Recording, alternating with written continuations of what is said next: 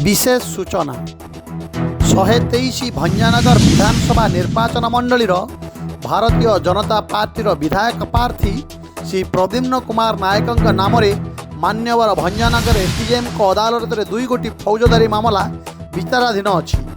विधायक प्रार्थी परिप्रकाश 2019 मसीह निर्वाचन समय नाम भंजानगर थाना केस नंबर 117 ता 11/4/2019 दफा 147, 148, 149, 353, 506, 294 आईपीसी और थाना केस नंबर 118 ता 11/4/2019 दफा 147, 148, 149, 323, 506, 332 आईपीसी रे केस पंजीकृत होइथिला, जहाँकि वर्तमान जीआर केस नंबर 232/2019 और 248/2019 प्रकार मान्यवर एसडीजेएम को अदालत रे विचाराधीन अच्छी।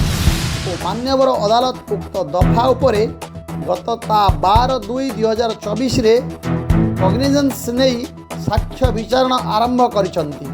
वर्तमान मध्य उक्त 2 गोटी केस अन्य साक्षी मानकर बयान पाई मान्यवर अदालत रे आसंता 3/6/2024 को पोस्टिंग हुई अछि। विधायक प्रार्थी प्रद्युम्न नायक ठारू प्रकाश जे उक्त 2 गोटी केसर दावादार और विचारण होइथिबा साक्षी माने प्रद्युम्न नायक उक्त केसर संपृक्ति थिबा संपर्के सेमानक साक्ष्य बयान रे कौनसी मत प्रकाश करिना।